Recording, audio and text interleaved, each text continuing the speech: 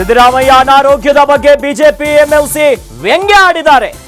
ಪರಿಷತ್ತು ವಿಪಕ್ಷ ನಾಯಕರಿಂದಲೇ ಇದೆಂತ ಮಾತು, ದಲಿತರಿಗೆ ಅನ್ಯಾಯ ಮಾಡಿದ್ದಕ್ಕೆ ಕುಂಟುವ ಹಾಗಾಗಿದೆ ಅನ್ನುವಂತ ರೀತಿಯಲ್ಲಿ ನಾಲಿಗೆಯನ್ನ ಹರಿಬಿಟ್ಟಿದ್ದಾರೆ ಪರಿಷತ್ತಿನ ವಿಪಕ್ಷ ನಾಯಕ ಛಲವಾದಿ ನಾರಾಯಣ ಸ್ವಾಮಿ ಅವರ ಮಾತಿದು. ಮಹತ್ವದ ಸ್ಥಾನದಲ್ಲಿದ್ದು ಇದೆಂತ ಮಾತು. ಈಗಾಗಲೇ ನಮ್ಗೆಲ್ಲರಿಗೂ ಗೊತ್ತಿರೋ ಹಾಗೆ ಸಿಎಂ ಸಿದ್ದರಾಮಯ್ಯನವರಿಗೆ ಮಂಡಿ ನೋವಿದೆ, ಹಾಗಾಗಿ ವೀಲ್ ಚೇರ್ ಅಲ್ಲಿ ಓಡಾಡ್ತಿದ್ದಾರೆ. ಆದ್ರೆ ಈ ಒಂದು ಆರೋಗ್ಯದ ವಿಚಾರವಾಗಿ ನಾಲಿಗೆಯನ್ನ ಹರಿಬಿಟ್ಟಿದ್ದಾರೆ.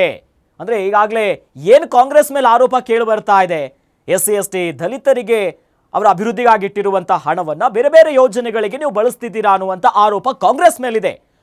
ಸದ್ಯ ಈ ವಿಚಾರದಲ್ಲಿ ಸಿಎಂ ಸಿದ್ದರಾಮಯ್ಯನವರ ಬಗ್ಗೆ ನಾಲಿಗೆಯನ್ನು ಹರಿಬಿಟ್ಟಿದ್ದಾರೆ. ಅಂದ್ರೆ ದುಡ್ಡನ್ನ ಹೊಡೆದಿದ್ದಕ್ಕೆ ನಿಮಗೆ ವೀಲ್ ಚೇರ್ ಬಂದು ಬಿಟ್ಟಿದೆ, ಹಾಗಾಗಿ ಈ ರೀತಿಯ ಕುಂಟುವ ಹಾಗೆ ಪರಿಸ್ಥಿತಿ ಬಂದಿದೆ ಅನ್ನುವಂಥ ನಿಟ್ಟಿನಲ್ಲಿ ಮಾತನಾಡಿದ್ದಾರೆ.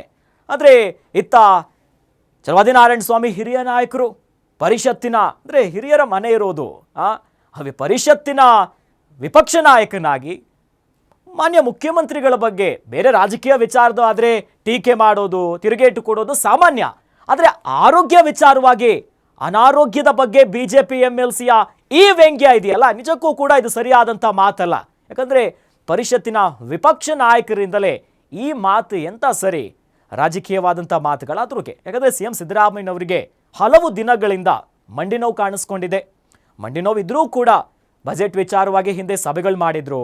ಇನ್ನು ಬಜೆಟ್ ಅಧಿವೇಶನಕ್ಕೆ ಅವರು ಬರೋದಕ್ಕೇ ಸಪ್ರೇಟಾಗಿ ರ್ಯಾಂಪಿಂಗ್ ಕೂಡ ಮಾಡಲಾಗಿತ್ತು, ನೇರವಾಗಿ ವೀಲ್ ಚೇರಲ್ಲೇ ಹೋಗೋದಕ್ಕೆ ವ್ಯವಸ್ಥೆ ಆಗಿತ್ತು. ಅಷ್ಟೆಲ್ಲ ಇದ್ರೂ ಕೂಡ ದಾಖಲೆಯ ಬಜೆಟ್ ಮಂಡನೆ ಮಾಡ್ತಿದ್ದಾರೆ ಯಾಕಂದರೆ ಮುಖ್ಯಮಂತ್ರಿಗಳು. ಆದರೆ ಈಗ ಛಲವಾದಿ ನಾರಾಯಣ ಸ್ವಾಮಿಯವರ ಈ ಮಾತು ನಿಜಕ್ಕೂ ಕೂಡ ಒಪ್ಕೊಳ್ಳುವಂಥದ್ದಲ್ಲ.